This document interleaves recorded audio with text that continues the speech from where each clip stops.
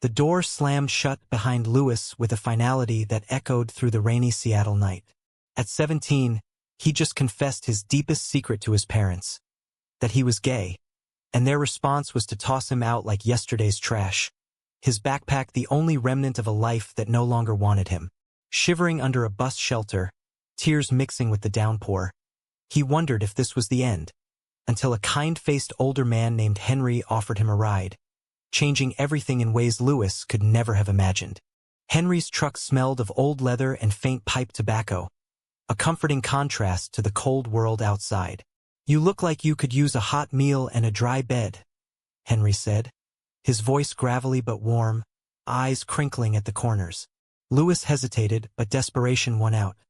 He climbed in, and they drove to Henry's modest bungalow on the outskirts of town, where the man lived alone after losing his wife years ago, or so he claimed. That first night, Henry didn't pry. He made soup from scratch, the kitchen filling with the aroma of onions and herbs, and let Lewis crash on the couch. In the morning, over coffee, Lewis spilled his story. The conservative parents, the church that preached love but practiced hate, the friends who turned away. Henry listened without judgment, his lined face softening. "I've seen my share of rejection, kid.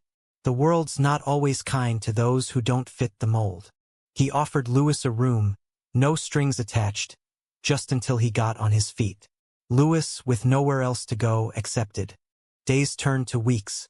Henry, a retired mechanic in his late 60s, taught Lewis how to fix cars in the garage, their hands greasy and conversations flowing easily. Lewis enrolled in community college, pursuing graphic design, and Henry footed the bill without complaint. But beneath the surface, something stirred. Henry's touches lingered a second too long. A pat on the back, a hand on the shoulder, and Lewis found himself drawn to the man's quiet strength, his stories of a life lived fully despite hidden pains. Society's eyes were everywhere. Neighbors whispered about the old man and the runaway boy, speculating on motives. At college, Lewis's new friends warned him, "That sounds sketchy, man. What's he getting out of it?" Lewis defended Henry fiercely, but doubts crept in. Was this paternal care or something more? One evening, as they watched a baseball game, Henry's hand rested on Lewis's knee.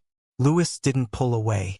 Their eyes met, and in that moment, a spark ignited. Confusing, exhilarating, forbidden. The relationship evolved slowly, built on shared vulnerabilities. Henry confessed his own secret. He'd been gay all his life, married young to conform, widowed early, living in quiet isolation. "I see myself in you, Lewis. The fear, the hiding." Lewis, for the first in his life, felt seen. Their bond deepened into romance, stolen glances turning to tender kisses, late-night talks exploring desires long suppressed. But the age gap loomed like a shadow, 50 years between them, fueling internal turmoil. Lewis wrestled with guilt. Was he using Henry for stability? Henry wondered if he was robbing Lewis of youth. Conflicts arose from the outside world. Lewis's parents, hearing rumors through mutual acquaintances, sent a letter demanding he return home and repent. Lewis tore it up, but the words haunted him. At a local LGBT support group, Henry encouraged him to join. Members side-eyed their pairing. "That's not healthy," one whispered. "Power imbalance much?" Lewis argued back, defending their love as genuine, but the seeds of doubt grew. One night, after a heated argument with a bigoted neighbor who called the cops on a suspicious relationship, Lewis broke down. "Why does everyone think this is wrong?" he sobbed into Henry's chest. Henry held him close. "Because they don't understand. But we do." Their love persisted, a quiet rebellion against norms, but cracks formed. Lewis began pulling away, craving independence, resenting the whispers that followed them. As Lewis turned 20, he landed a job at a design firm in downtown Seattle. The city buzzed with possibility, younger crowds, vibrant gay scenes. He met Tyler, a charismatic artist his age, at a gallery opening. Tyler was everything Henry wasn't: youthful, adventurous, unburdened by the past. Flirtations turned to dates, hidden from Henry at first. Guilt gnawed at Lewis, but the thrill was intoxicating. "You're too young to be tied down," Tyler said, echoing Lewis's fears. The betrayal built gradually. Lewis spent more nights out, lying about work. Henry noticed, his eyes saddening, but he said nothing, perhaps fearing the truth. One evening, Lewis came home late, lipstick on his collar. A careless mistake. Henry confronted him gently. "If there's someone else, just tell me." Lewis exploded. "You're holding me back. I need to live my life, not hide in this house like you did." Words flew like daggers, regrets instant but irreversible. Henry's health declined rapidly after that. Doctors diagnosed heart failure, exacerbated by stress.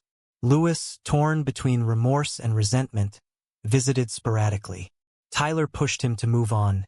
"He's old, Lewis. It's nature." But Henry's quiet suffering haunted Lewis.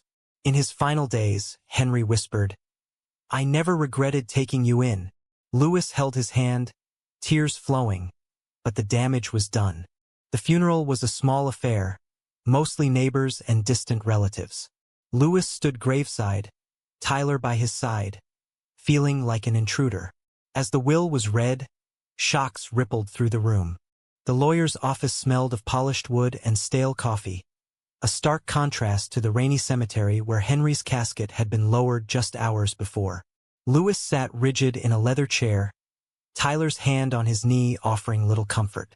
The will's executor, a stern woman named Miss Hargrove, cleared her throat and began reading.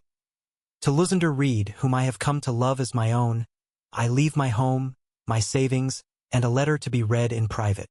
Whispers erupted among the few attendees, Henry's estranged sister and a couple of old friends. "That boy? He barely knew him," one muttered.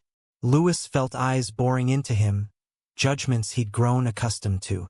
Tyler squeezed his hand, but Lewis pulled away, a knot forming in his stomach. Why him?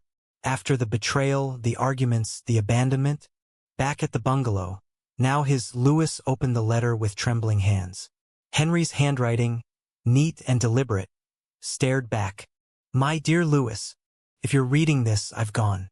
But there are truths I couldn't share while alive, fearing they'd burden you more. You came into my life like a storm, broken and beautiful. I took you in not out of pity, but recognition.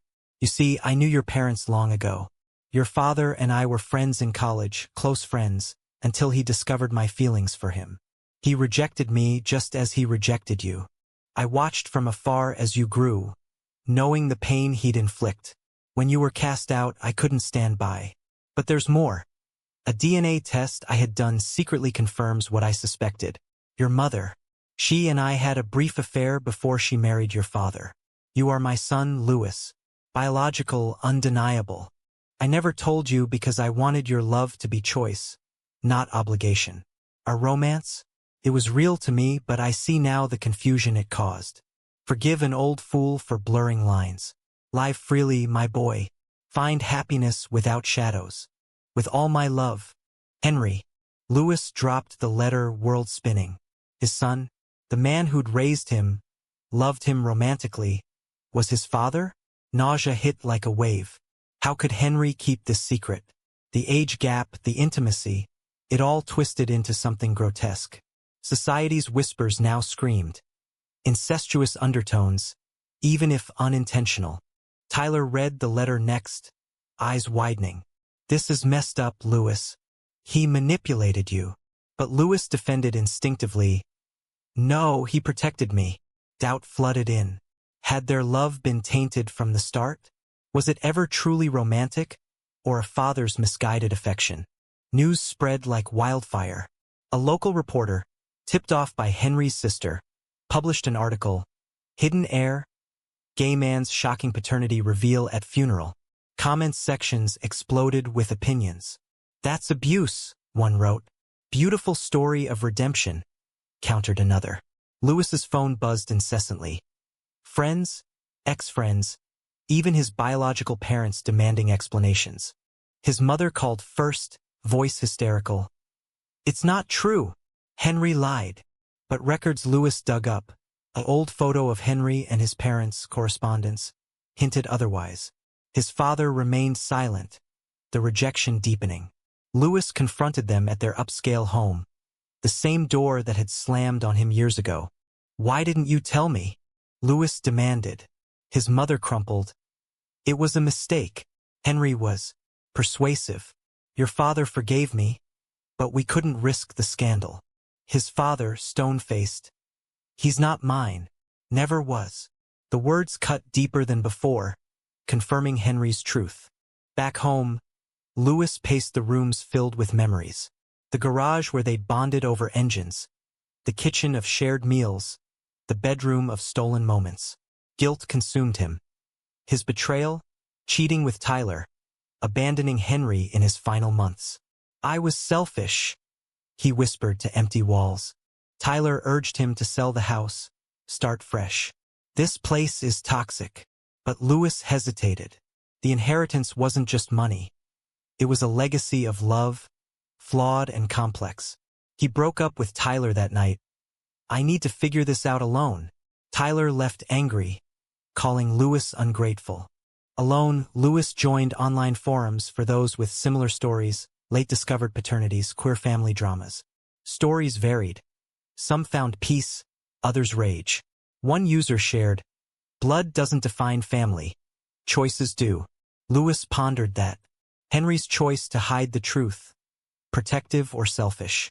As months passed, Lewis renovated the bungalow, turning it into a haven for rejected queer youth. He named it Henry's House, a non-profit shelter. Applications poured in. Teens like he once was seeking refuge. Leading group sessions, Lewis shared his story selectively, sparking debates. Was Henry's secrecy justified? Participants split. Half saw it as betrayal, half as sacrifice. But personal healing lagged. Nightmares plagued him. Henry's sad eyes, their intimate moments replayed with new horror. Therapy helped unpack layers. The romance, now reevaluated as perhaps platonic on Henry's end, misconstrued by Lewis's youth. "You were vulnerable," his therapist said. He should have set boundaries. Lewis visited Henry's grave often, laying flowers, whispering apologies. "I betrayed you, Dad." The word dad felt foreign yet fitting. Forgiveness came slowly, a mix of love and resentment. Society's gaze intensified. A podcast invited Lewis to discuss forbidden bonds, age, sexuality, and family secrets. He accepted, voice steady. "Our story isn't black and white. It's human." Listeners called in, opinions clashing, some empathetic, others condemnatory. The podcast episode went viral, thrusting Lewis into a spotlight he never sought. Headlines screamed, "Son's shocking romance with secret father. Hero or villain?" Social media dissected every detail. Memes mocking the age gap. Petitions calling for investigations into grooming. Lewis's design firm faced backlash. Clients pulled out. Colleagues distanced themselves. "It's bad for business," his boss said apologetically, handing him a pink slip. Unemployed and isolated, Lewis dove deeper into Henry's house. The shelter buzzed with activity. Cooking classes, therapy sessions, art workshops. A young resident, Jamie, reminded Lewis of himself. Kicked out at 16 for being trans. "You're brave for sharing," Jamie said. Lewis smiled weakly. "Or foolish." But helping others mended his fractures, one story at a time. Family ties strained further. His mother showed up unannounced, eyes red-rimmed. "I want to make amends." They talked for hours, her regrets, the affair with Henry, the pressure to conform. "He was kind, Lewis. Your father. He's not a bad man, just scared." Lewis listened, empathy budding, but forgiveness eluded him. "You both abandoned me." His father remained absent, a ghost in the narrative. Lewis wrote him a letter. "I know the truth now. Does it change anything?" No reply came. The silence fueled Lewis's resolve to build a chosen family, free from blood's burdens. Romantic life stalled. Dates felt hollow after Henry and Tyler. "I need time," he told potential partners. Loneliness crept in, but purpose filled the void. At a fundraiser for the shelter, Lewis met Marcus, a social worker in his 30s. Their connection was instant, shared passions for advocacy, quiet humor. "I followed your story," Marcus admitted. "It's inspiring." Lewis blushed, more like cautionary. Their relationship blossomed cautiously. Marcus understood the complexities. Age gaps aren't inherently wrong, but context matters. They debated late into nights. Was Henry's love paternal or romantic? Lewis leaned toward a mix. "He saw me as both, maybe." Marcus challenged.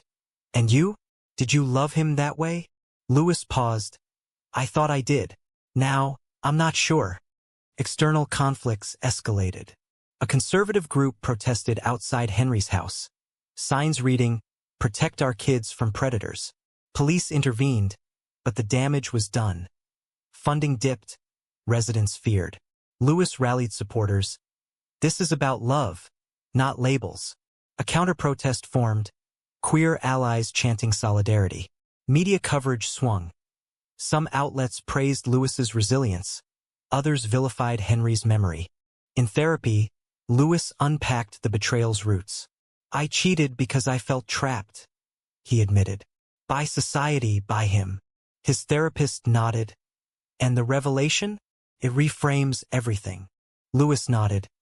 "Makes me question if our bond was ever real." Homework assignments pushed him to journal emotions, revealing patterns. Fear of abandonment driving his actions. A breakthrough came during a shelter event. An elderly guest speaker, a gay veteran, shared his story of hidden love. "I lost my partner to secrets," he said. Lewis approached afterward. "How do you forgive yourself?" The man smiled. "By living truthfully now." Inspired, Lewis organized a memorial for Henry, inviting all who'd known him. The event was intimate. Stories shared, laughter mixed with tears. Henry's sister attended, apologetic. "He was a good man, flawed like us all." Lewis spoke last. "Henry saved me, loved me, hid from me. I betrayed him, but I'm honoring him now." Attendees debated afterward. Was the secrecy a betrayal or a gift? Marcus became a steady presence, their love growing without drama. "No secrets," they promised. But doubts lingered. Society's judgments echoed in Lewis's mind. A tabloid article resurfaced old photos of him and Henry, twisting facts. Incest scandal rocks Seattle. Friends distanced, but Marcus stayed. "We define us, not them." Lewis's parents made a surprise visit to the shelter. His mother hugged him tearfully. His father hung back, awkward. "I'm sorry," his father muttered, "for everything." It wasn't full reconciliation, but a start. Lewis felt a weight lift. "Thank you." They left with promises to stay in touch. As the shelter thrived, Lewis wrote a book proposal, Shadows of Love, a story of rejection, redemption, and revelation. Agents bit, seeing market potential in the controversy. "This will spark debates," one said. Lewis agreed, aiming to humanize the narrative. Personal growth peaked during a quiet evening with Marcus. "Do you regret any of it?" Marcus asked. Lewis reflected. "The pain? Yes, but it shaped me." They kissed, a simple act free from shadows. Yet the funeral's revelation haunted. Lewis visited the grave again. "Why didn't you tell me sooner?" No answer came, but peace settled. Society's conflicts persisted. Lawsuits threatened by detractors, but Lewis stood firm. The book's first draft poured out, raw and honest. Beta readers split. Henry was manipulative versus he was a hero. Lewis welcomed the discourse, knowing truth lay in grays. Publication day arrived with fanfare and fury. Shadows of Love hit shelves, reviews polarizing, a poignant exploration of queer identity from progressive outlets, glorifies taboo relationships from conservatives. Talk shows invited Lewis, audiences grilling him. "How could you forgive him?"